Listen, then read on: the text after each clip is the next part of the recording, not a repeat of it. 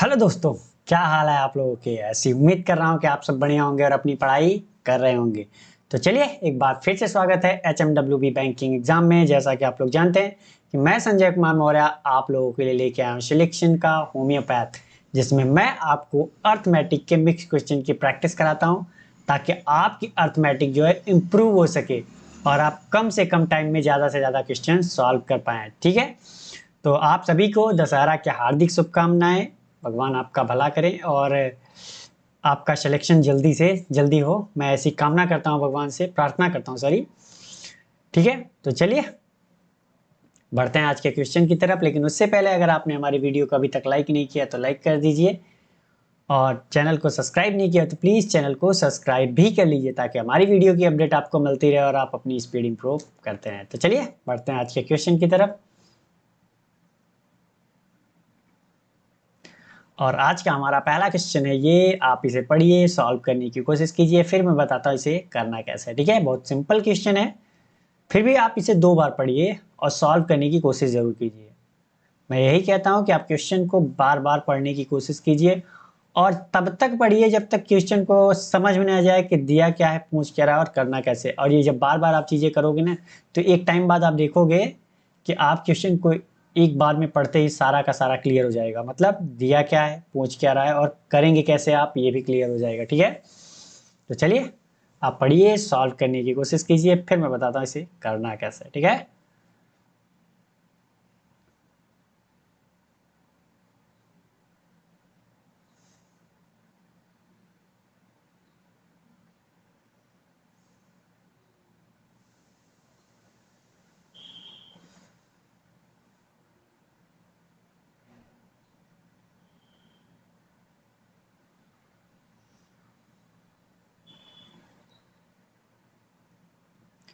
तो चलिए आपका टाइम समाप्त हुआ, अब मेरी बारी है, मैं बताता हूँ इसे करना कैसे। ठीक है, तो क्वेश्चन में कह रहा है कनिका और संदीप की वर्तमान आयु का अनुपात जो है वो 3 और 5 का है। यदि 5 वर्ष पहले संदीप और कनिका की आयु दोगुनी थी, संदीप की आयु जो है कनिका की आयु से दुगनी थी।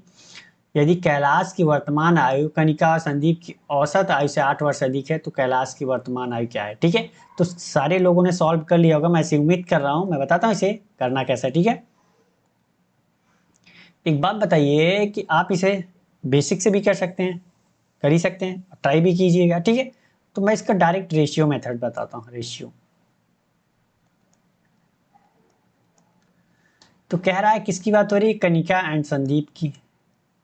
किसकी, कनिका एंड संदीप की। इनका रेशियो दे रखा है, ये क्या है, कनिका है। ठीक है, इनका रेशियो दे रखा है, किसका, वो भी प्रेजेंट एज का। कितना है, 3 और 5 का रेशियो है। कह रहा है यदि 5 वर्ष पहले, ये प्रेजेंट की बात हो रही है, तो 5 वर्ष पहले इसकी एज क्या रही होगी, -5 वर्ष की पहले की बात कर रहा। ठीक है, ये प्रेजेंट एज है। तो कह रहा है 5 वर्ष पहले संदीप की आयु दुगनी थी, किसकी, कनिका की। अगर कनिका की आयु मान लेते हैं 1 रही होगी, तो फिर संदीप की क्या होगी भाई, दुगनी होगी इसकी। रेशियो में निकाल रहे हैं, आप अगर इसका x मानोगे तो इसका 2x, रेशियो निकालोगे तो x x कैंसिल हो जाएगा, कुछ भी मानो। अगर इसकी आयु 10 मानोगे तो इसका क्या होगा, 20 होगा, दुगना होगा, तब भी तो रेशियो 1 2 का, तो रेशियो हमेशा सेम रहेगा। ठीक है, तो ये बात हो रही है किसकी, 5 साल पहले की। तो एक बात बताइए, कल ही मैंने आपको बताया था कि 5 साल या 10 साल या 15 साल जो भी आप पूछे, जैसे कि आज अगर इसकी एज मान लेते हैं, इनकी एज 15 और 20 साल है। एक की एज 15, एक की ए और बी की एज 15 साल है आज की प्रेजेंट की। तो आप बताइए कि इनके बीच का रेशियो अभी क्या है, 5×3 = 15, 5×4 = 20, है कि नहीं। और इनके बीच का एज डिफरेंस कितना है, एज डिफरेंस कितना है, 5 साल का है। अगर मैं कहूं कि 10 साल के बाद, 5 साल 10 साल जो भी आपको, 10 साल बाद तो इनकी एज क्या हो जाएगी, ये हो जाएगा हमारा 25 साल। ये कितना होगा हमारा, 30 साल हो जाएगा। तो इनके बीच का एज डिफरेंस कितना है अभी भी, देखिए 5 साल ही। और इनका रेशियो कितना है, 5×5 = 25, 5×6 = 30। ठीक है, क्या हो गया, 5×6। तो मैं यहाँ पे ये बताना चाह रहा था आपको कि किसी की एज, अगर दोनों की एज बढ़ रही है 10 साल 5 साल, तो इनके बीच का एज डिफरेंस जो होगा वो हमेशा सेम होगा। मैं यही कहना चाह रहा था, जो मैं आपको बताना चाह रहा था कि कम करिए या ज़्यादा करिए, तो अगर दोनों में कम हो रहा है, दोनों का ज़्यादा हो रहा है, एज बढ़ रही है या घटा के पूछ रहा है, तो एज डिफरेंस उनके बीच का सेम होगा। ठीक है, तो यहाँ पे अगर देखा जाए तो इनके बीच का कितने डिफरेंस है, 2 यूनिट का। अगर इसको 3 यूनिट, इसको 5 यूनिट माने तो 2 यूनिट का डिफरेंस है एज का। और यहाँ पे कितने का डिफरेंस है, 1 यूनिट का। तो एक बात बताइए कि मैंने क्या कहा है कि 5 साल पहले की बात कर रहा है, तो भाई टाइम तो सेम कम हो रहा है ना, 5 साल ये भी कम, 5 साल ये भी, तो इनके बीच का एज डिफरेंस क्या होना चाहिए, सेम होना चाहिए। जैसे यहाँ पे 5 ईयर है, 5 ईयर, तो यहाँ 2 है, यहाँ 1 है, तो हमें क्या करना पड़ेगा भाई, एज, इनके बीच का एज डिफरेंस क्या करना पड़ेगा, बराबर करना पड़ेगा। तो हम क्या करते हैं, बराबर कर लेते हैं। अगर यहाँ पे हम 2 का गुणा कर दें तो क्या हो जाएगा, बराबर 2 यूनिट। अगर यहाँ पे 2 का गुणा किया तो यहाँ भी हमें क्या करना पड़ेगा, 2, और यहाँ पे 2, तभी तो बराबर होगा। तो यहाँ कितना आ जाएगा हमारा, 4, सॉरी 2, यहाँ कितना हो गया, 4। अब देख लीजिए बराबर है कि नहीं, 2 यूनिट का अंतर आ रहा है, यहाँ भी 2 यूनिट का अंतर आ रहा है। तो अब सॉल्व कर लेते हैं। यहाँ पे देखिए अब अंतर क्या हो गया, बराबर हो गया। यहाँ से देखिए, यहाँ से कितने यूनिट कम हो रहा है, पहले 5 यूनिट था, अब कितना हो गया, 4 यूनिट, मतलब 1 यूनिट कम हुआ। लेकिन वो कह रहा है नहीं, 5 ईयर कम हुआ, तो 1 यूनिट का मान कितना, 5 साल के बराबर। अरे भाई इधर भी देख लो, 1 यूनिट कम हो रहा है। ठीक है, 1 यूनिट यहाँ भी कम हो रहा है, 1 यूनिट यहाँ भी कम रहा है, लेकिन ये कह रहा है 5 साल। तो 1 यूनिट का मान कितना हो गया, 5 साल। तो बताइए 5 यूनिट का मान कितना होगा, 25 ईयर होगा। और 3 यूनिट का मान कितना, 15 ईयर। कनिका और किसकी, संदीप की प्रेजेंटेज मिल गई, 15 और 25। ठीक, अब कह रहा है कैलाश की वर्तमान आयु, कैलाश की एज बता रहा है, प्रेजेंट एज। कनिका और संदीप की औसत आयु से 8 वर्ष अधिक है, तो कनिका और संदीप की औसत आयु कितनी होगी, भाई इनको जोड़ देते हैं, कितना होगा, इनकी टोटल एज कितनी हो गई, 40 साल। एवरेज निकालने के लिए पर्सन से भाग देंगे, तो 2 लोग हैं, 2 से भाग दिया, 8 वर्ष अधिक है तो 8 जोड़ दिया, तो ये कितने हो जाएंगे, 28 साल। तो कितना होगा कैलाश, 28 साल का। तो कौन सा सही है, ये वाला। तो क्वेश्चन बहुत हार्ड नहीं था, बहुत सिंपल था, बस आपको कॉन्सेप्ट अपना ये क्लियर रखना था कि 5 साल पहले की बात हो रही है, तो उनके बीच का जो एज डिफरेंस होगा वो सेम रहेगा, चाहे आज हो, चाहे 5 साल 6 साल 10 साल के बाद हो। अगर दोनों कम हो रहे हैं, दोनों ज़्यादा हो रहे हैं, तो ठीक है। तो अगला क्वेश्चन हमारा ये, आप इसे पढ़िए, सॉल्व करने की कोशिश कीजिए, फिर मैं बताता हूँ इसे करना कैसे, ठीक है।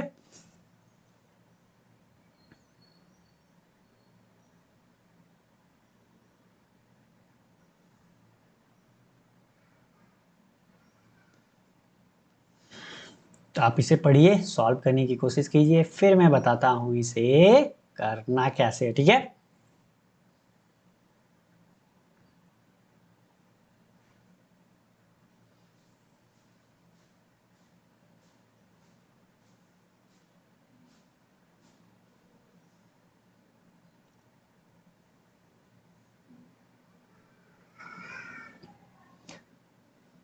तो चलिए, आपका टाइम समाप्त हुआ, मेरी बारी है, मैं बताता हूँ इसे करना कैसे, ठीक है। कह रहा है एक रेलगाड़ी जो है 25 किमी प्रति घंटे की गति से ट्रेन की दिशा में दौड़ रहे एक व्यक्ति को, 25 किलोमीटर प्रति घंटा जो जा रहा है वो व्यक्ति है, कि 36 सेकंड में पार करती है। जबकि वही रेलगाड़ी जो है 35 किलोमीटर प्रति घंटा की गति से ट्रेन की विपरीत दिशा में दौड़ रहे, पहले तो सेम डायरेक्शन में जा रहा था, तो वो कितने, 25 किलोमीटर के हिसाब से 36 सेकंड में पार किया उसने ट्रेन। और एक आ रहा है 35 किलोमीटर के यहाँ से, अपोजिट डायरेक्शन से, तो उसको पार करने में क्या कर रहा है, 18 सेकंड लगा रही है ट्रेन। ठीक, तो सबसे पहले कॉन्सेप्ट आपका ये क्लियर होना चाहिए कि अगर सेम डायरेक्शन में जा रही है, पहले सेम डायरेक्शन का देख लेते हैं। तो एक बात बताइए, व्यक्ति यहाँ है, ये ट्रेन का मुंह अभी यहाँ है, तो टोटल डिस्टेंस ट्रेन की कितनी है, हमने मान लिया x है।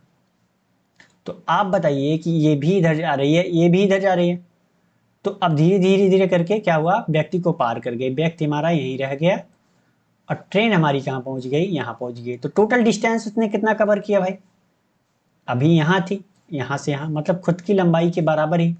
तो सेम डायरेक्शन में डिस्टेंस क्या होगी, डिस्टेंस जो हमारी कवर करेगी वो ट्रेन की लंबाई के बराबर ही। क्योंकि व्यक्ति की लंबाई है ही नहीं, मानते हैं 0। और यहाँ पे स्पीड क्या होगी, अब बताइए स्पीड क्या लेंगे, रिलेटिव स्पीड हमारा क्या होगा। तो मैंने क्या बताया कि जब सेम डायरेक्शन में जाते हैं तो क्या करते हैं, उनकी स्पीड हम जिसकी ज़्यादा होगी कम वाले में कम वाला उसमें घटा देते हैं, ठीक। तो यहाँ पे ट्रेन अगर पार कर रही है तो जाहिर सी बात है कि ट्रेन की स्पीड ज़्यादा होगी। तो ट्रेन की स्पीड वीटी मान लिया, उसमें से हमने क्या किया 25 किलोमीटर प्रति घंटे की स्पीड से जा रहा है। तो हमने क्या किया 25 किलोमीटर प्रति घंटा घटा दिया। तो ये क्या आ गया हमारा रिलेटिव स्पीड। अब यही कहानी अब क्या है अपोजिट डायरेक्शन में। अपोजिट डायरेक्शन में, तो अपोजिट डायरेक्शन में क्या होगा, तो ट्रेन तो वही है भाई। अब व्यक्ति कहाँ है, यहाँ पे है, सामने ही है जस्ट। अब क्या कर रहा है, व्यक्ति इधर आ रहा है, ट्रेन इधर जा रही है। तो एक बात बताइए कि अब डिस्टेंस कितना कवर करेगा, चलते चलते इसने क्या किया पार कर लिया। अब व्यक्ति हमारा यहाँ पहुँच गया, ट्रेन अब हमारी, ट्रेन का मुंह यहाँ था, अब ट्रेन का मुंह हमारा कहाँ पहुँच गया, यहाँ पहुँच गया। तो ये पीछे वाला डिब्बा तो कितनी डिस्टेंस ट्रेवल की इन दोनों के बीच में, भाई एक्स ही तो डिस्टेंस ट्रेवल की, तो डिस्टेंस हमारा एक्स। अब यहाँ पे रिलेटिव स्पीड क्या होगा, रिलेटिव स्पीड क्या होगा भाई, विपरीत दिशा से आ रहे हैं तो क्या होगा ट्रेन की स्पीड प्लस व्यक्ति की स्पीड। व्यक्ति की स्पीड कितनी है 35 किलोमीटर प्रति घंटा। और ये मैंने आपको पूरा प्रॉपर डिटेल में भी बताया है कि अपोजिट डायरेक्शन से आते हैं तो क्यों जोड़ते हैं, और सेम डायरेक्शन में जाते हैं तो क्यों घटते हैं। ठीक है, ये बात समझ में आई, आ गई होगी। तो इतनी बात समझ में आई, ठीक। तो चलिए सॉल्व कर लेते हैं। तो ये कह रहा है, तो एक बात बताइए कि यहाँ पे डिस्टेंस देखा जाए तो दोनों को कितना कवर कर रहे हैं, दोनों सेम डिस्टेंस कवर कर रहे हैं। दोनों क्या हो रहा है, डिस्टेंस क्या है सेम कवर कर रहे हैं। डिस्टेंस सेम डायरेक्शन में, डिस्टेंस बराबर क्या अपोजिट डायरेक्शन में, डायरेक्शन में डिस्टेंस क्या है सेम है, बराबर है भाई। यहाँ पे भी देख लीजिए एक्स कवर कर रहा है, यहाँ पे भी। तो डिस्टेंस बराबर क्या होता है, डिस्टेंस बराबर क्या होता है स्पीड इनटू टाइम। तो स्पीड क्या है हमारी यहाँ निकल के, यहाँ स्पीड हमारी किसकी सेम डायरेक्शन में कितनी आई वी टी -25 किलोमीटर प्रति घंटे में है। तो इसको क्या करेंगे मीटर पर सेकंड में चेंज किया तो 5/18 से गुणा कर दिया, और कितने टाइम में 36 सेकंड में, बराबर अपोजिट डायरेक्शन वाला क्या है डिस्टेंस स्पीड हमारी वी टी प्लस 35 मीटर पर सेकंड में चेंज कर लिए कि 5/18, और टाइम कितना 18 सेकंड। तो 5/18 इधर कैंसिल कर दिया, 18 दूना 36 इधर कैंसिल कर दिया। अब गुणा कर देते हैं तो 2VT हो जाएगा -50, इधर कितना VT प्लस 35। तो यहाँ से VT इधर आएगा तो क्या बचेगा, 2VT में से VT बच गया, 50 इधर जाएगा तो जुड़ जाएगा, कितना हो जाएगा 85। कितना आ गया हमारा 85, ठीक। कितना आ गया हमारा 85 आ गया, ठीक है। तो क्वेश्चन बहुत हार्ड नहीं था, बस आपको कॉन्सेप्ट अपना क्लियर रखना था कि सेम डायरेक्शन में जाएगा तो उसकी रिलेटिव स्पीड कितनी होगी और कितना डिस्टेंस कवर करेगा। अगर ये दोनों चीज़ें क्लियर हैं कि सेम डायरेक्शन और अपोजिट डायरेक्शन में, तो आपके क्वेश्चन सॉल्व करने में बहुत ज़्यादा दिक्कत नहीं आएगी, ठीक है। और ये मैंने प्रॉपर डिटेल में भी बताया। चलिए बढ़ते हैं अगले क्वेश्चन की तरफ। और अगला क्वेश्चन है हमारा ये, आप इसे पढ़िए, सॉल्व करने की कोशिश कीजिए, फिर मैं बताता हूँ इसे करना कैसे, ठीक है।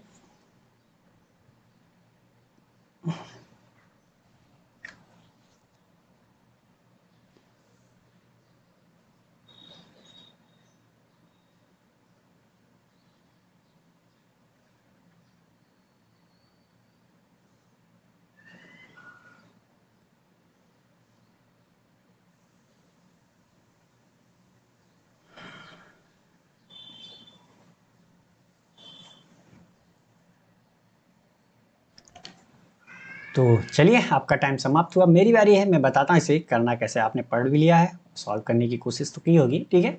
नहीं किया तो कोई भी बात नहीं है, लेकिन पढ़ना जरूरी है भाई आपके लिए, ठीक है। तो कह रहा है जयदीप के पास जो है 3750 है, यदि उसने कुछ राशि SBI में 12.5% वार्षिक साधारण ब्याज पर और शेष राशि को BOB में 15% वार्षिक साधारण ब्याज पर निवेश की, यदि 2 वर्ष के अंत में उसे दोनों बैंकों से समान ब्याज प्राप्त हुआ तो इसने BOB में कितनी राशि इन्वेस्ट की थी, ये पूछ रहा है। आपको मैंने बताया है कि आप अगर आपको कंपाउंड इंटरेस्ट पे दिया हो तो वहाँ पे अगर रेट ऑफ इंटरेस्ट और टाइम दिया हो तो वहाँ से भी हम ब्याज निकाल सकते हैं, क्योंकि पी और ए का प्रिंसिपल एंड अमाउंट का रेशियो निकालते हैं तो वहाँ से हम निकाल सकते हैं। और यहाँ पे भी आप निकाल सकते हैं भाई, सिंपल इंटरेस्ट में तो डायरेक्टली निकाल सकते हैं। तो चलिए, अगर ये कह रहा है टोटल जो है 37,500 रुपये इन्वेस्ट कर रहा है, अगर हमें दोनों के अमाउंट प्रिंसिपल का जितना हम इन्वेस्ट कर रहे हैं दोनों के बीच का रेशियो मिल जाए तब भी तो हम बता सकते हैं किसमें कितना इन्वेस्ट किया। ठीक है, आप चाहोगे तो चाहे एक को यही मानोगे कि एक को एक्स मान लेते हैं, दूसरे को 37,500 माइनस एक्स, तो वो कैलकुलेशन कभी कभी लंबा हो जाता है, तो वो नहीं करनी है आपको। ठीक है, आना चाहिए, मैं नहीं कहूँगा कि नहीं, आना चाहिए, लेकिन आप एग्जाम में जो फॉलो करोगे ये फॉलो करोगे।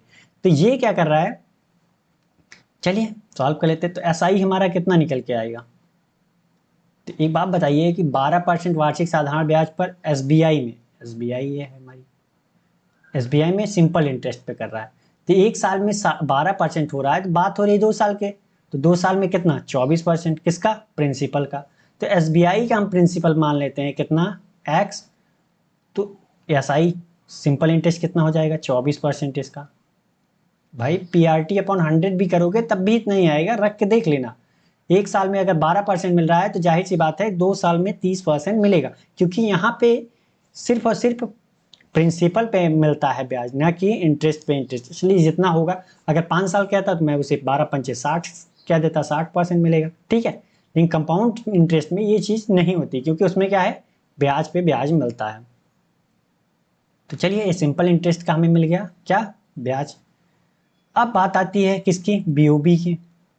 और बीओबी में वो कह रहा है कि हम कंपाउंड इंटरेस्ट पे देते हैं, तो कंपाउंड इंटरेस्ट निकालना है तो कैसे करेंगे, मैंने आपको क्या बताया, या तो आप 2 साल की बात हो रही है तो आप जो सिंगल यूज फॉर्मूला है वो लगा लीजिए, कौन सा, X plus Y plus X Y by 100, ये भी लगा सकते हैं आप।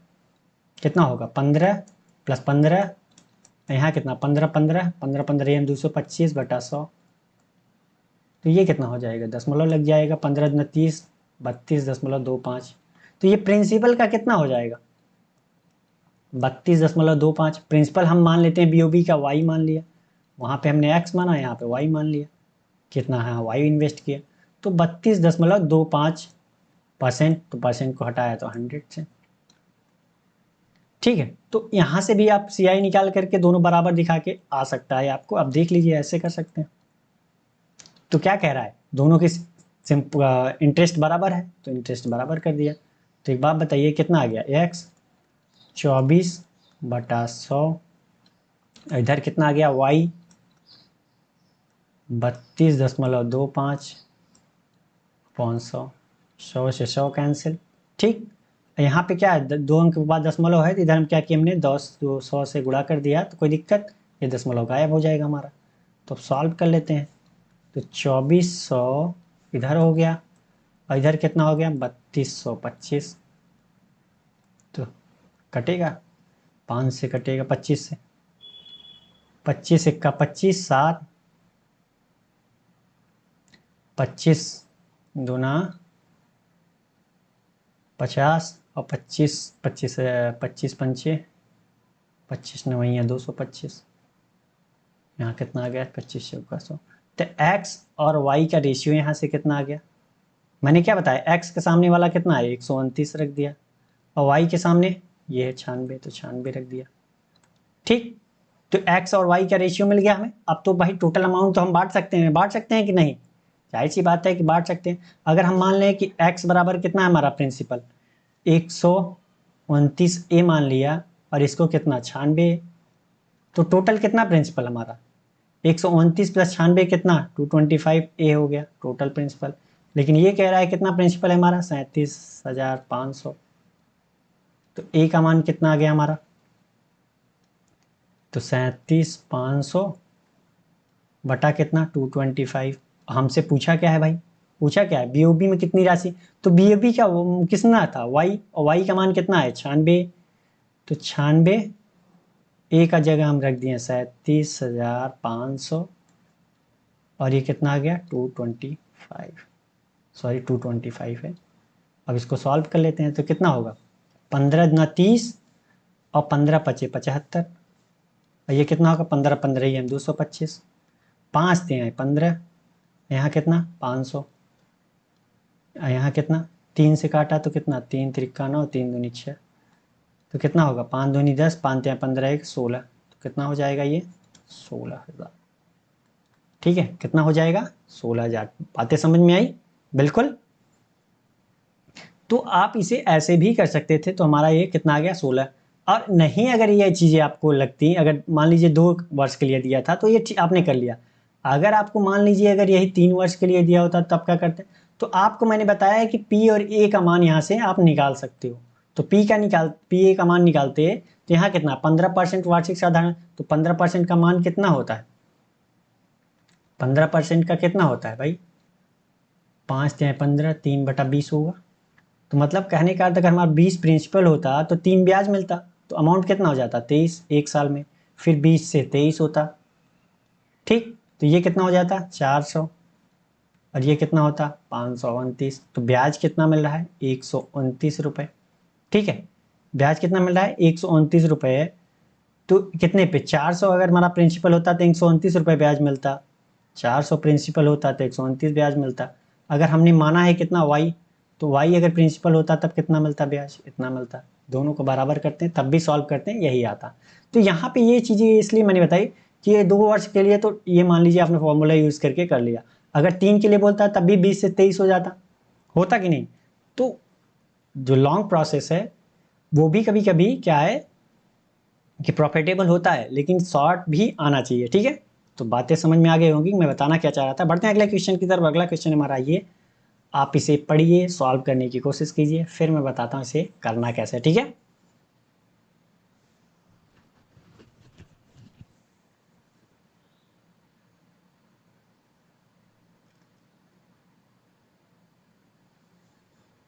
तो इसे आप बेसिक से कर सकते हैं, बेसिक से करिए, और नहीं तो मैंने आपको एक मिक्सचर एलिगेशन का सिंपल सा फॉर्मूला भी बताया है इसके लिए।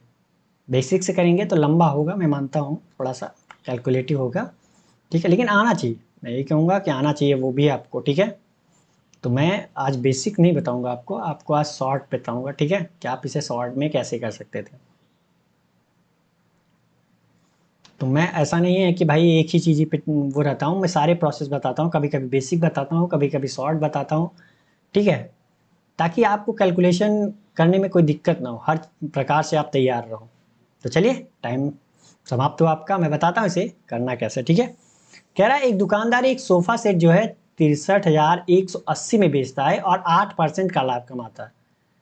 वह दूसरा सोफा सेट जो है 13,000 की हानि पर बेचता है। यदि दोनों सोफा सेट बेचने के बाद उससे न तो लाभ हुआ और ना ही हानि हुई, तो दूसरे सोफा सेट का क्रय मूल्य क्या होगा, ज्ञात कीजिए। ठीक है, तो मैंने आपको क्या बताया है कि अलग अलग जब दिया रहे दो लोगों को, और क्या करते हैं उनको मिलाते हैं, मिलाने के बाद क्या करते हैं उनको बेचते हैं इस थापे।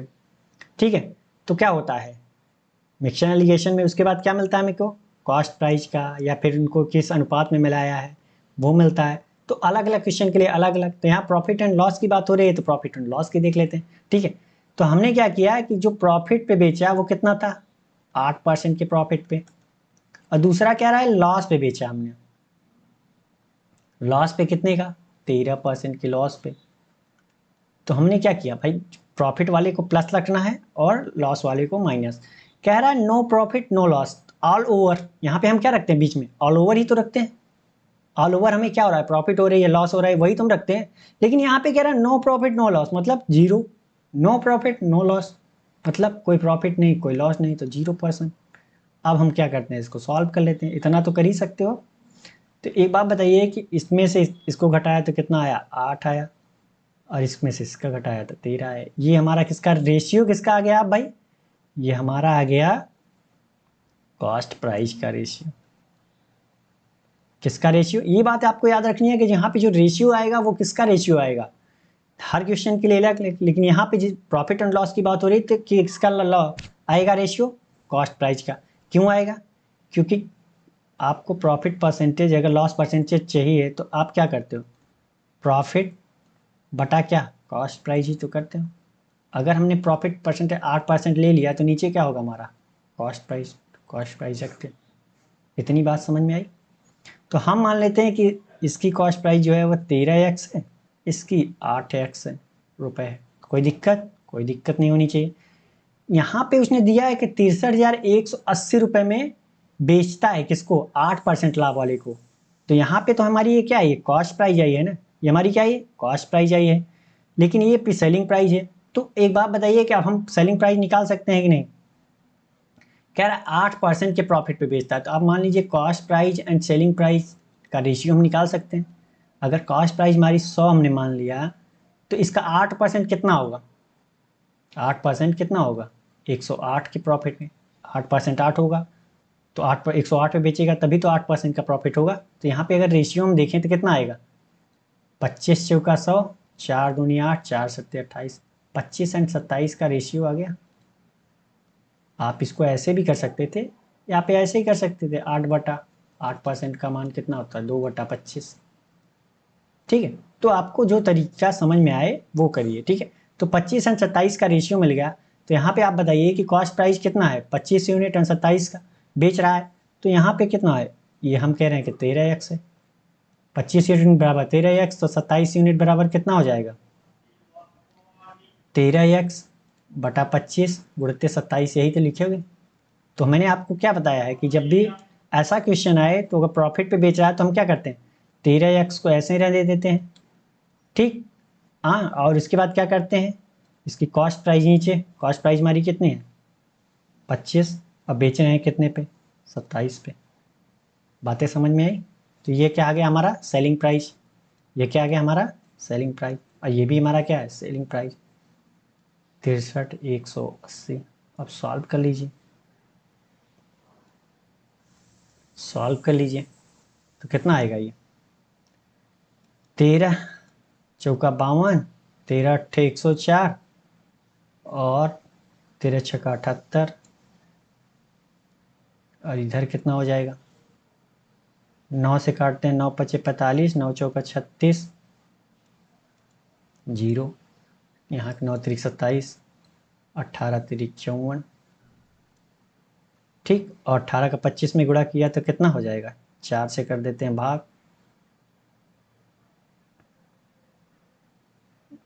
तो ये हो जाएगा 4 चौका 16, 4 पंचे 20। तो एक्स का मान मारा गया 4500। कितना आ गया, 4500। तो हमसे पूछ क्या है, दूसरे सोफा सेट का क्रय मूल्य। तो एक्स का मान मिल गया, तो दूसरे सोफा सेट का मूल्य कितना है, 8x है। तो 8 गुणते एक्स, एक्स का मान कितना, 4500। तो ये कितना आ जाएगा, 45 अट्ठे कितना, 36,000। कितना हो जाएगा 36, भाई 45 दूना 90, 9 चौका 36,000 रुपये। तो कौन सा सही हमारा ये, डी वाला। ठीक, तो क्वेश्चन बहुत हार्ड नहीं था, बहुत सिंपल था, तो आपने कर लिया होगा। बढ़ते हैं अगले क्वेश्चन की तरफ। अगला क्वेश्चन हमारा ये, आप इसे पढ़िए, सॉल्व करने की कोशिश कीजिए, फिर मैं बताता हूँ इसे करना कैसे। ठीक है,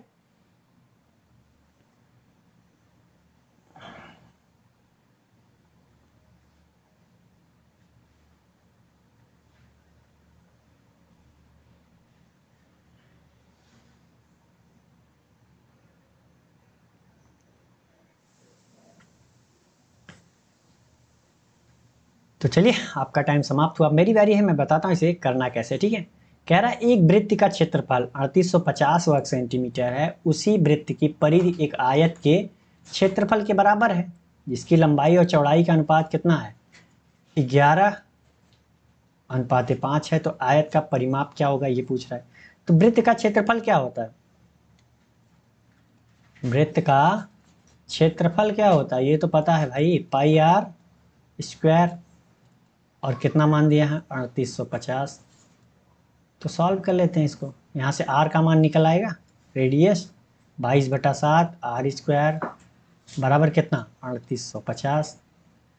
तो ये कितना 11 से कटेगा तो कितना आएगा 350 आएगा। जाहिर सी बात है, दिखने में लग रहा है कि दोनों के किनारों का बीच में योग है, तो 35। तो ये कितना होगा 17 9 34, 5 दूनी 10। तो r का मान कितना आएगा हमारा 25 सत्ते 175, और ये 7 उधर गुणा हो जाएगा तो कितना हो जाएगा, r का मान कितना आएगा भाई 35 आएगा। इतनी बात समझ में आई? इसको सॉल्व करने में कितना टाइम लगेगा? इतना आ गया। अब कह रहा है कि इस लंबाई और चौड़ाई का उसने रेशियो दे रखा है, कितना? 11 एंड 5 का। तो हम मान लेते हैं इसकी 11x है और चौड़ाई कितनी है? 5x है। कोई दिक्कत? कोई दिक्कत नहीं। ठीक है। कह रहा है उस वृत्त की परिधि एक आयत के क्षेत्रफल के बराबर है। कह रहा है वृत्त की परिधि आयत के क्षेत्रफल के बराबर है। आयत के क्षेत्रफल के बराबर है। तो वृत्त की परिधि कितना होती है? 2πr। आयत का क्षेत्रफल कितना होता है? लंबाई गुणित चौड़ाई। अब मान रख देते हैं तो 2 22/7, आर का मान 35, लंबाई कितनी है हमारी? 11x और चौड़ाई कितनी है? 5x। कोई दिक्कत? 7 पचे 35, 5 से 5 कैंसिल, 11 सॉरी x नहीं कटेगा, 11 दूना 22। तो x का मान कितना हो गया? x² बराबर कितना? 4। तो x बराबर 2। तो यहाँ से कितना आ जाएगा? 10। ये कितना आ जाएगा हमारा? 22। मिल गया। तो आयत का परिमाप कितना होगा?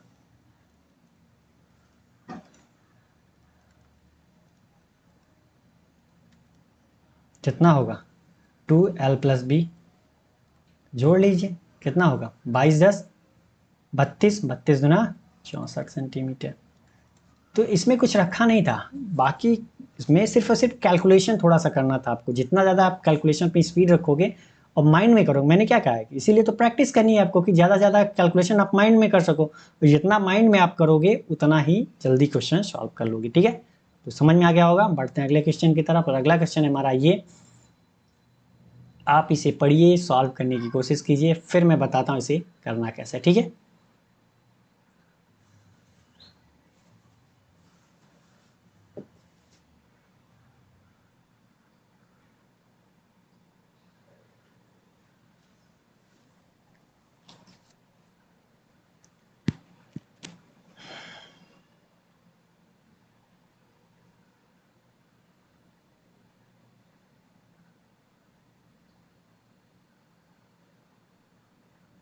तो चलिए आपका टाइम समाप्त हुआ, मेरी बारी है, मैं बताता हूँ इसे करना कैसे। ठीक है, कह रहा है कि किसी कार्यालय में जो है सभी कर्मचारियों की औसत आयु 48 वर्ष है।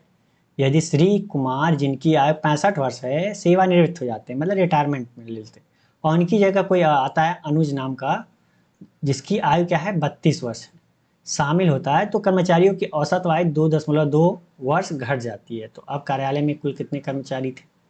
तो क्वेश्चन बहुत हार्ड है, बहुत सिंपल है। तो पहले बेसिक से मैं बताता हूँ, इसे बेसिक से आप कैसे कर सकते हो।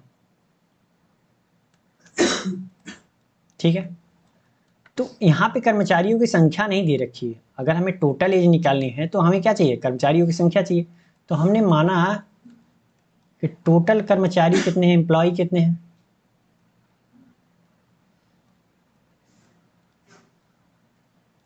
एक्स मान लिया। तो एक बात बताइए कि कह रहा है ना कि सभी कर्मचारियों की औसत आयु 48 वर्ष है, तो टोटल एज पहले जो थी वो टोटल एज कितनी थी? पहले टोटल एज कितनी थी? कुल कर्मचारियों की टोटल एज कितनी थी? 48x, यही तो होगा। क्योंकि आपको पता है कि एवरेज बराबर क्या होता है? Total as upon number of student, sorry number of person की बात हो रही है।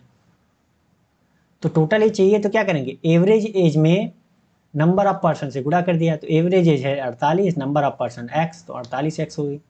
ठीक, कह रहा है यदि श्री कुमार, जिनकी आयु कितना है? 65 वर्ष है, सेवानिवृत्त हो जाते हैं, उनकी जगह कौन आ जाता है? अनुज आ जाता है। तो न्यू जो टोटल एज होगी वो कितनी होगी? न्यू टोटल एज कितनी होगी भाई? 48x थी। अब भाई जो गया उसको निकाल देते हैं, ये 65 वाले भैया तो चले गए, आया कौन इनकी जगह? अनुज आ गया। कौन?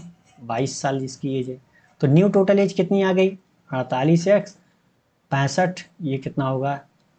33, 33 22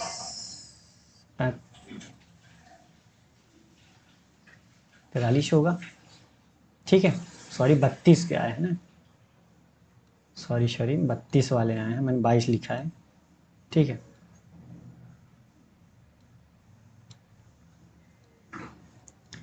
तो कौन आ गया 32 साल वाले, तो ये इनकी एज कितनी बच गई 33 साल। न्यू जो टोटल एज आई है 48x माइनस 33, तो ये हमारी क्या है टोटल एज आ गई। तो एक बात बताइए कि कह रहा है शामिल होता है तो कर्मचारियों की औसत आयु 2.2 घट जाती है, तो पहले कितनी थी 48 थी, अब टोटल आयु कितनी है 2.2 घट गई, ठीक, तो कितनी हो गई 45.8 हो गई। तो एक बात बताइए कि कर्मचारियों की संख्या क्या है, वही है ना, एक गया एक आया, तो यहाँ से भी तो न्यू टोटल एज निकाल सकते हैं, यहाँ से भी जो फॉर्मूले का यूज़ किया, तो न्यू टोटल एज कितनी होगी, न्यू टोटल एज कितनी होगी, यहाँ से भी तो निकाल सकते हैं, क्योंकि क्या है एवरेज हमें पता है, टोटल कर्मचारी भी पता है, तो एवरेज कितनी है हमारी भाई 48 थे, इसमें से 2.2 कम हो गई न्यू वाले में, तो कितना हो जाएगा, अभी भी कर्मचारियों की संख्या एक, तो ये कितनी हो जाएगी 45.8 एक्स, ये भी टोटल एज है, न्यू टोटल एज, ये भी न्यू टोटल एज है, तो क्या करते हैं बराबर कर देते हैं, तो 1 बराबर 2 कितना बराबर है, तो ये 4x माइनस 48x 33, ये कितना हो जाएगा 45.8x, तो इसको इधर लेके आते हैं तो कितना आएगा 2.2x बराबर कितना 33, तो x का मान कितना आ जाएगा हमारा 15, ठीक, कितना आ जाएगा 15, तो कौन सा सही है ये वाला। तो ये प्रॉपर जो था हमारा बेसिक मेथड था, क्या था प्रॉपर बेसिक मेथड था। आप इसको एक तरीके से और भी कर सकते थे, चाहे आप शॉर्ट कर लीजिए चाहे जो कह लीजिए, आप इसे एक तरीके से और कह सकते थे, कर सकते थे, कैसे कि इनकी जो पहले एवरेज, तो न्यू एवरेज एज कितनी होगी, न्यू एवरेज एज निकालते हैं कैसे,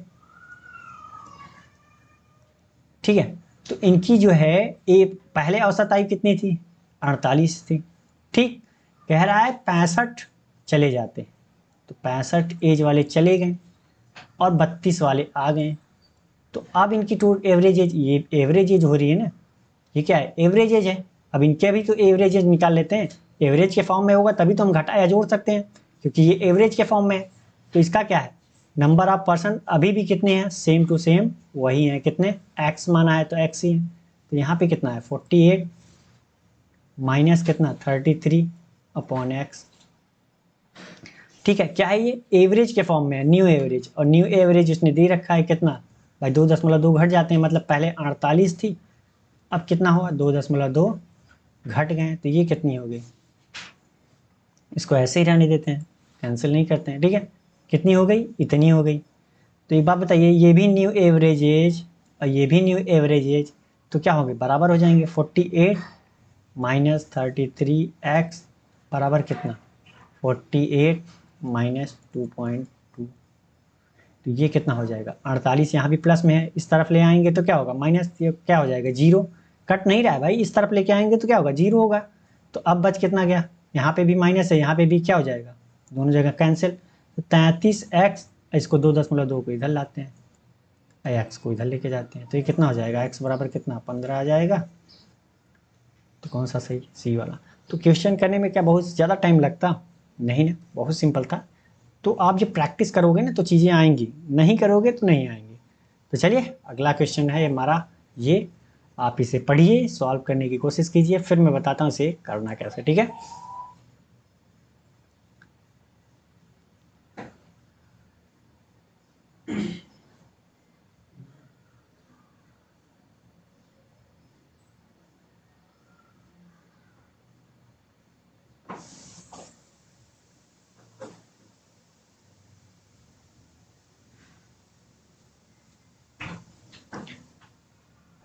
तो चलिए आपका टाइम समाप्त हुआ, मेरी बारी है, मैं बताता हूँ इसे करना कैसे, ठीक है। कह रहा है पवन अकेले किसी कार्य का 25% भाग 8 दिन में पूरा कर सकता है, यदि राहुल की कार्य कुशलता पवन से कितनी 33.33% अधिक है, यदि पवन और राहुल ने मिलकर काम शुरू किया लेकिन काम पूरा होने से 3 दिन पहले पवन ने काम छोड़ दिया, तो शेष कार्य तो राहुल ने अकेले पूरा किया, तो कार्य पूरा करने में कुल कितना समय लगा, ठीक है। तो चलिए सॉल्व करते हैं। कह रहा है पवन ने अकेले किसी कार्य का 25% भाग 8 दिन में पूरा कर सकता है। तो एक बात बताइए कि जब वो 25% 8 दिन में कौन कर सकता है? पवन। तो 100% कार्य कितने दिन में करेगा? कितने दिन में भाई? 4 गुना, तो 8 चौके 32 दिन। 32 दिन में कौन? पवन की बात हो रही है। पवन जो है 32 दिन में कितना टोटल कितना काम कर लेगा? 100%। ठीक है, तो एक बात बताइए, यहां पे दिया है कि पवन और किसका? राहुल का। ठीक है, पवन और राहुल की बात हो रही है। कह रहा है राहुल की कार्यकुशलता पवन से 33.33% अधिक है। तो 33.33% का मान तो आपको पता ही हो गया होगा, कितना होता है? 1/3। किससे कह रहा है? राहुल की कार्यकुशलता पवन से। तो से वाले भैया नीचे कौन? पवन। पवन से कितनी अधिक है? 33.33%, मतलब 1 अधिक है। तो राहुल की कार्यकुशलता कितनी हो जाएगी? 4। 3 से 1 अधिक 4, तो 3 और 4 का रेशियो मिल गया। ठीक, तो आप बताइए कि टोटल वर्क अगर हमें निकालना हो तो हम क्या करते हैं? इफिशियंसी इनटू टाइम का मल्टीप्लाई करते हैं। तो हमें तो यहाँ पे इफिशियंसी किसकी? रेशियो में पता है। तो अब चाहो तो इसको मान लो कि 3n की एफिशिएंसी, 4n की एफिशिएंसी। कोई दिक्कत? कोई दिक्कत नहीं, इतना तो समझ में आ गया। अब टोटल वर्क निकाल लेते हैं। तो टोटल वर्क निकालने के लिए हमें क्या चाहिए? पवन का टोटल टाइम पता है 32 दिन में। अगर 4 की एफिशिएंसी से काम करे 3 एक एफिशिएंसी से काम करेगा तो टोटल क्या काम करेगा? कंप्लीट कर लेगा। तो टोटल वर्क निकाल लेते हैं भाई। काम तो दोनों एक ही कर रहे हैं ना, अलग अलग तो काम कर नहीं रहे हैं, दोनों व्यक्ति एक ही काम कर रहे हैं। तो एक बात बताइए कि अब क्या करते हैं? टोटल वर्क निकालते हैं। तो टोटल वर्क क्या हो? एफिशिएंसी पवन की, टाइम अगर पवन का दिया है तो एफिशिएंसी पवन की, और टाइम कितना दिया है? 32 दिन में पूरा कार्य कर लेता है। एक बात याद रखनी है कि जो भी टाइम यहाँ पे लेंगे वो टोटल वर्क कितने दिन में कंप्लीट करता है वो टाइम लेंगे। ऐसा नहीं है कि जो 25% बोला 8 वो 8 लेंगे, 8 नहीं लेंगे। हम जब भी टाइम का यूज करेंगे वो 100% कितना दिन में कर सकता है वो टाइम लेंगे। तो एक बात बताइए, अगर जैसे मैं कहूँ कि पर व्यक्ति को 5 पेन मिल रहा है, अगर 100 व्यक्ति हैं तो कितना पेन मिलेगा? 500। मतलब टोटल वर्क एक प्रकार से तो वही हुआ, टोटल पेन कितना हुआ? तो टोटल वर्क का मान भी तो वही होता है कि अगर 3A पर डे वो काम कर रहा है, ठीक, तो 32 दिन में कितना काम कर लेगा? तो वही हमारा क्या हुआ? टोटल वर्क हो गया। कहानी सेम, जैसे 5 पेन प्रति व्यक्ति को मिल रहा है, ठीक है, या फिर आप ये कह लीजिए कि वो 5 पेड़ पर डे लगा रहा है, तो वो क्या हो गया? उसका पर डे का वर्क हो गया, एफिशिएंसी तो वही होती है। अब मैं कहूँ कि 30 दिन लगा रहा है, तो क्या कहेंगे आप? 30 दिन में कितना पेड़ लगाएगा टोटल? 150। तो यही क्या हो गया? टोटल वर्क हुआ ना उसका। बात तो यही हुई। तो टोटल वर्क हमारा क्या मिल गया? 3 त्रिका 9, 96 हुआ। इतनी बात समझ में आई। कह रहा है पवन और राहुल ने मिलकर काम शुरू किया, लेकिन काम पूरा होने से 3 दिन पहले पवन ने काम छोड़ दिया और शेष कार्य राहुल ने अकेले किया। तो एक बात बताइए कि 3 दिन पहले पवन ने छोड़ दिया, तो जो लास्ट के 3 दिए थे उसने किसने कार्य किया? उसने किसने कार्य किया? जाहिर सी बात है कि अगर पवन ने छोड़ा तो राहुल ने किया।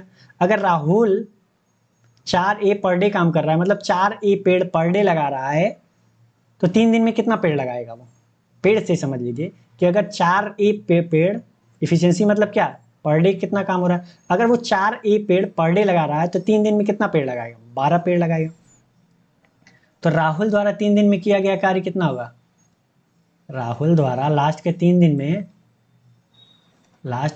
में किया गया कार्य कितना होगा?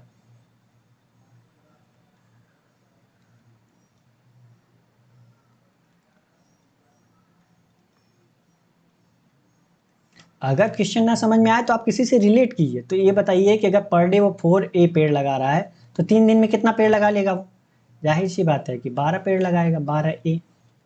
तो अब रिमेनिंग कितना बच गया? टोटल पेड़ हमें कितना लगाना था? टोटल वर्क हमारा कितना था? 96A पेड़ लगाना था हमें। अब रिमेनिंग कितना बच गया भाई? कह रहे हैं ना पेड़ वही लगाएंगे, काम वही करना है, तो मतलब पेड़ वही 96 ही लगाना है। ठीक है, तो अब बताइए कि रिमेनिंग कितना बच गया? तो 96A से 12A पेड़ लग गया, तो अब बच कितना गया?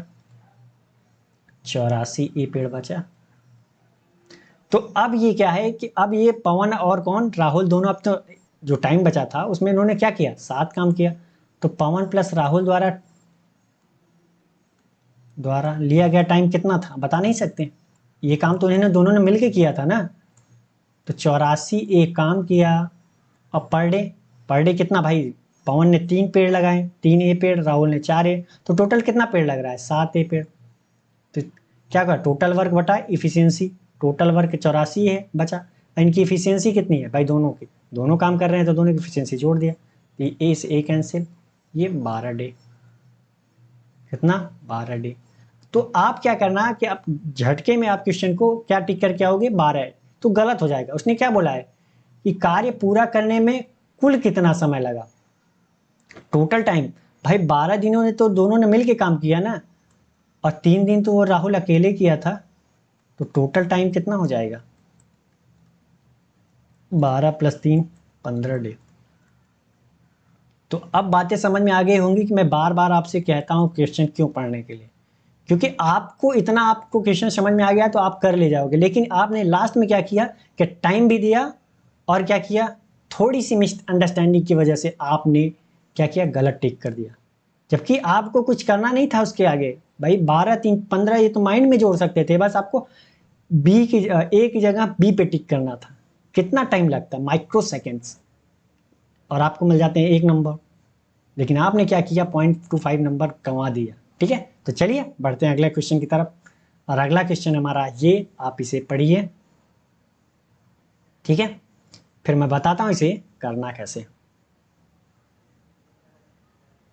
तो ये भी टाइम एंड वर्क का ही सेम वही प्रोसेस है, लेकिन इसमें क्या हो रहा है, खाली करने वाला और भरने वाला होता है थोड़ा सा, बस पाइप एंड सिस्टम का। ठीक है, तो इसीलिए मैं कहता हूं क्वेश्चन को ध्यान से पढ़ा करिए।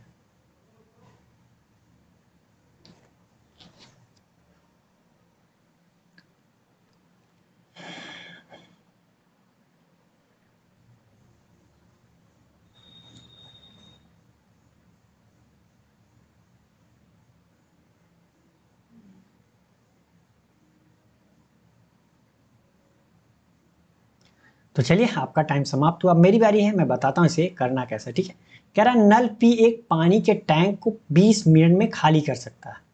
कोई पानी का टैंक है, अगर पी को चालू कर दिया जाए, टोटी लगी है, तो वो 20 मिनट में उसको पूरी तरह खाली कर देगा। कह रहा है यदि नल क्यू भी खुला हो, और तो टैंकर जो है 24 मिनट में खाली होता है, मतलब टाइम बढ़ जाता है। कहने का अर्थ क्यू जो है वो भर रहा होगा शायद, तभी जो है वो टाइम क्या हो गया, बढ़ गया। कह रहा है यदि नल क्यू 1 मिनट में 8 लीटर पानी भर सकता है। ठीक है, तो ये पता चल गया ना कि भर रहा है, तो 1 मिनट में 8 लीटर पानी भर सकता है, तो टैंकर में कुल कितना पानी हो सकता है।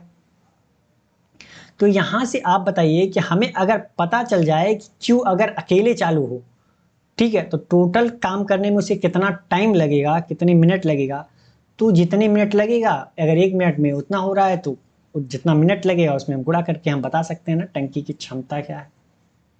ठीक है, समझ में आई बात। तो चलिए, पी कह रहा है कि कितने टाइम में, 20 मिनट में खाली कर रहा है, तो खाली कर रहा है तो हमने क्या लिया, माइनस ले लिया, भर रहा होता तो प्लस लेते हैं। आप कुछ भी कर सकते हो, अगर खाली वाले को प्लस ले रहे हो तो भरने वाले को माइनस लेना पड़ेगा भाई, क्योंकि अपोजिट काम हो रहा है। अब कह रहा है क्यू भी खुला है, मतलब पी भी चल रहा है प्लस क्यू भी चल रहा है। अब खाली करना हो रहा है तो 24 मिनट ले रहा है, तो ये इनका क्या हो गया, टाइम हो गया टोटल वर्क कंप्लीट करने का। ये 20 मिनट, ये 24 मिनट टोटल वर्क, मतलब ये खाली कर रहे हैं भाई, तो ये भी तो वर्क ही है, या तो भरेंगे या तो खाली करेंगे। तो अब क्या हो गया, हमारा टोटल वर्क निकालते हैं। टोटल वर्क क्या करते हैं, इनका एलसीएम लेते हैं। एलसीएम क्यों लेते हैं, क्योंकि हम अपने से मानेंगे तो हो सकता है कि हम टाइम से डिवाइड करें तो इफिशियंसी हमारी एग्जैक्ट ना आए, इसीलिए हम क्या करते हैं, इनका एलसीएम लेते हैं। नहीं मानने को तो हम अपने से भी मान सकते हैं। ठीक है, तो यहाँ कितना आएगा, हम इनका एलसीएम ले लेते हैं 120। तो आप बताइए कि हमारी इफिशियंसी कितनी आ जाएगी। तो 20 छक्के 120 माइनस, ये पर मिनट कितना खाली कर रहा है, -6, ये कितना, -5। तो एक बात बताइए, ये किसकी वैल्यू है, पी की, ये किसकी है, पी प्लस क्यू की। तो आप बताइए क्यू की कितनी होगी, जाहिर सी बात है 1 होगी। अब भाई पी का मान रख दो, -6 इधर आएगा प्लस हो जाएगा, तो -5 + 6 तो +1 आएगा। क्यू का मान हमें पता चल गया। क्यू की क्या है, ये इफिशियंसी है ना भाई। तो एक बात बताइए कि अगर टाइम हमें पता करना हो कि क्यू अकेले कितने भरे में भरेगा, alone time alone of, sorry Hindi लिखते हैं भाई, थोड़ी सी इंग्लिश मेरी वीक है। तो क्यू द्वारा अकेले भरने में, अकेले भरने में लिया गया समय कितना है?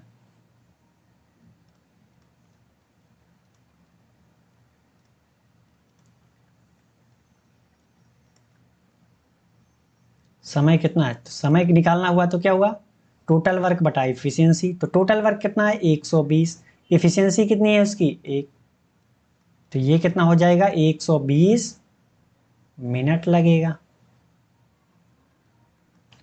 तो आप बताइए कि वो 1 मिनट में 8 लीटर पानी भर सकता है, तो 120 मिनट में कितना भरेगा?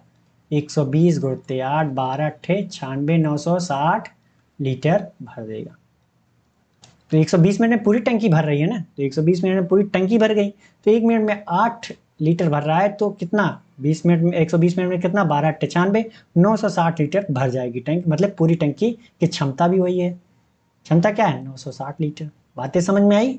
तो चलिए बढ़ते हैं अगले क्वेश्चन की तरफ। अगला क्वेश्चन हमारा ये, आप इसे पढ़िए, सॉल्व करने की कोशिश कीजिए, फिर मैं बताता हूं इसे करना कैसे है।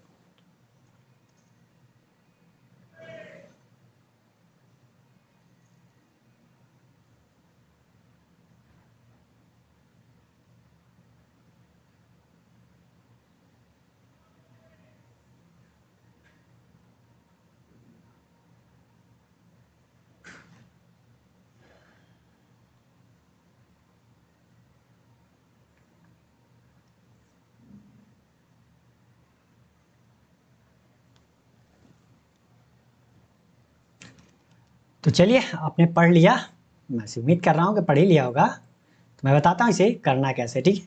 बहुत हार्ड क्वेश्चन नहीं, बहुत सिंपल है। वेरिएबल देख के आप कंफ्यूज मत हुआ करिए, पहले क्वेश्चन पढ़िए तो सही। तो कह रहा है जाय जो है, जायद को धारा के अनुकूल जो है x प्लस वाई किलोमीटर तैरने में 12 घंटे लगते हैं, और धारा के प्रतिकूल x माइनस वाई किलोमीटर तैरने में 24 घंटे लगते हैं, यदि स्थिर जल में नाव की गति और धारा की गति का अनुपात दिया है। ठीक है, कितना 29:15, तो x और y का रेशियो बताना है हमें, ठीक है, रेशियो बताना है। तो एक बात बताइए कि यहाँ पे क्या दिया है, B एंड C, बोट की गति एंड करंट की गति, 29 एंड 15 का रेशियो दिया है। तो अगर हम मान लें कि हमारी क्या है 29 1 किलोमीटर प्रति घंटा, ये और इसको मान लेते हैं 15 1 किलोमीटर प्रति घंटा धारा की, तो कोई दिक्कत नहीं, ठीक है। तो बताइए कि V डाउन स्ट्रीम हमारा कितना होगा, तो क्या होता है V डाउन स्ट्रीम बराबर B प्लस सी, यही तो होता है। तो B प्लस सी कर देते हैं, तो कितना आएगा 44 से आएगा। तो एक बात बताइए, कह रहा है ना धारा के अनुकूल x प्लस वाई किलोमीटर की तैरने में 12 घंटे लगते हैं। तो एक बात बताइए कि x प्लस वाई डिस्टेंस बराबर क्या होता है, स्पीड इंटू टाइम होता है। तो डिस्टेंस हमारा कितना है x प्लस वाई, स्पीड कितनी है हमारी निकल आई 44a, और टाइम कितना है 12 घंटे लग रहा है। ये क्वेश्चन नंबर 1 हो गया।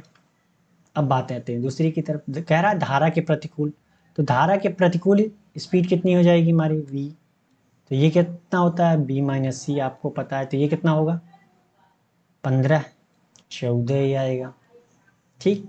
तो अब क्या कह रहा है, डिस्टेंस कितना कवर कर रहा है x माइनस वाई, स्पीड कितनी है हमारी 14, टाइम कितना लग रहा है 24 घंटे।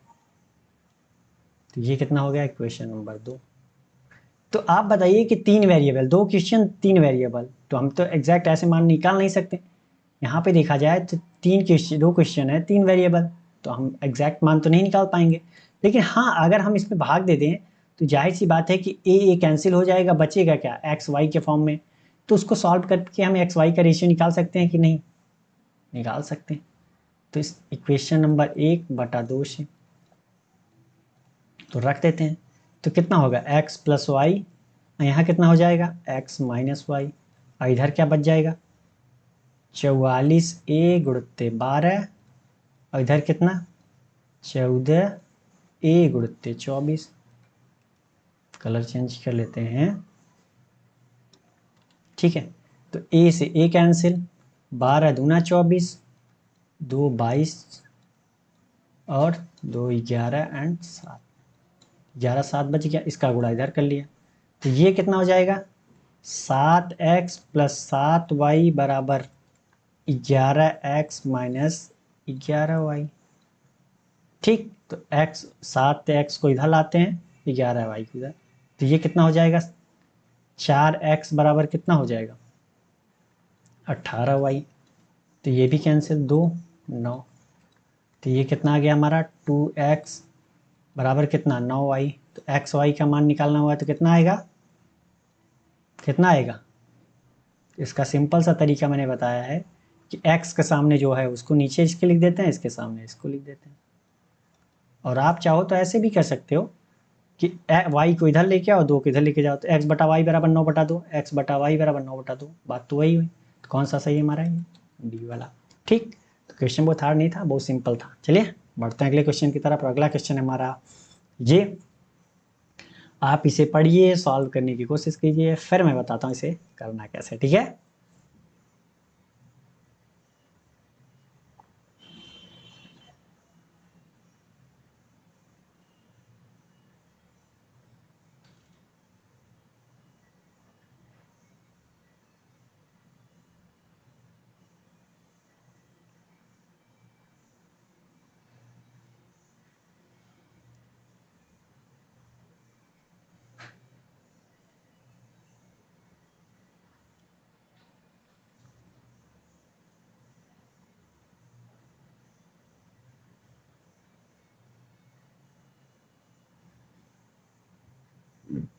तो चलिए आपका टाइम समाप्त हुआ, मेरी बारी है, मैं बताता हूँ इसे करना कैसे, ठीक है। क्वेश्चन में कह रहा है एक कंटेनर में 150 लीटर शुद्ध दूध है। यदि एक दूध वाले ने उसमें कुछ पानी मिलाया और दूध और पानी का अनुपात 5:1 हो गया, फिर उसने 18 लीटर मिश्रण क्या किया, बेच दिया, ठीक। तो उसमें 18 लीटर और पानी मिला दिया, अब दूध की मात्रा पानी की x गुनी हो गई, तो x का मान ज्ञात करना, ठीक है। तो चलिए सॉल्व करते हैं। तो दिया क्या है, मिल्क एंड वाटर की बात हो रही है। मिल्क कितना है, 150 लीटर है। वाटर कुछ नहीं है भाई, शुद्ध दूध है, बोला है ना। कह रहा है क्या किया, उसमें कुछ पानी मिला दिया, ठीक है। कितना पानी मिला दिया, तो रेशियो कितना हो गया, 5:1 का रेशियो। तो हमें नहीं पता, हमने मान लिया कि x लीटर a लीटर पानी मिला दिया, ठीक है, a लीटर वाटर मिला दिया, ठीक। तो रेशियो हमारा कितना हो गया, 5:1 का। तो रेशियो अगर 5:1 का, तो हम मान लेते हैं कि हमारी कितनी है, 5 a लीटर है, और ये कितनी है, सॉरी 5x लीटर मिल्क है जिसमें, और क्या है, x लीटर y। कोई दिक्कत, कोई दिक्कत नहीं। तो एक बात बताइए कि यहाँ से यहाँ पे क्या हमने मिलाया, पानी मिलाया, यहाँ से यहाँ हमने क्या मिलाया, a लीटर पानी मिलाया, और यहाँ पे देखा जाए तो हमारा क्या है, मिल्क। तब भी पहले भी वही था, पहले भी वही था, बाद में भी क्या है, वही रहेगा। तो यहाँ पे तो हमारा 5x आ रहा है, यहाँ पे 150 लीटर है, तो 5x बराबर कितना, 150 लीटर होगा, तो x बराबर कितना, 30, कितना x बराबर 30। तो यहाँ एक x है, तो यहाँ हमारा वाटर कितना है, 30। तो इसका मतलब कितना, वाटर हमने कितना मिलाया, 30 लीटर मिलाया, क्योंकि पहले वाटर क्या था हमारा, 0 था, अब 30 हो गया तो 30 मिलाया। यहाँ कितना है हमारा, 150 का 150 ही है। मिल्क तो हमारा अभी भी 150 है ना। कह रहा है फिर उसने 18 लीटर मिश्रण निकाल लिया। अब 18 लीटर उसने निकाल लिया, तो 18 लीटर हम क्या कर रहे हैं, निकाल दिया, वो भी क्या, मिक्सचर, मिक्सचर निकाल लिया। तो एक बात बताइए कि 18 वो लीटर निकाल रहा है, तो किस रेशियो में निकलेगा, किस रेशियो में निकलेगा। मैंने क्या बताया कि मिल्क एंड वाटर का जो रेशियो होता है उसी रेशियो में निकलेगा। मतलब 5 यूनिट अगर मिल्क निकलेगा और 1 यूनिट वाटर, मतलब 6 यूनिट टोटल निकलेगा, 5 यूनिट वाटर 1 यूनिट मिल्क। तो ये कितना है, 18 के बाद टोटल कितना निकल गया, 6 यूनिट। लेकिन वो कह रहा है ना 18 लीटर निकल रहा है, तो 1 यूनिट का मान कितना हो गया हमारा, 6 3 18। ये भाई 5 और 1 का रेशियो है, बाद में मैंने 5x एंड 1x माना है, ठीक है, ये बात याद रखिएगा। तो ये बताइए कि अब क्या है, निकल रहा है, तो 1 यूनिट का मान कितना, 3 लीटर आ रहा है। तो अब यहाँ पे 5 कितना यूनिट है, 5 यूनिट, 5 जाए 15 लीटर निकलेगा क्या मिल्क।